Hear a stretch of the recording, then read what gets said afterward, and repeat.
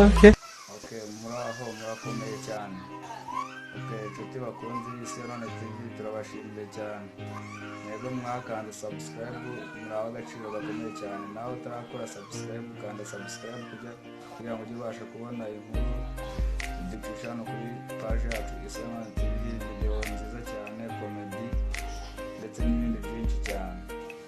Okay, ISI YANONE TV wayisanga kuri YouTube wandika ISI YANONE TV ukabasha kudukurikirana buri munsi. Okay, ISI YANONE TV nanone wadusanga kuri Facebook wandika Alex Twizere wajya ubasha kubona video dushyiraho buri munsi.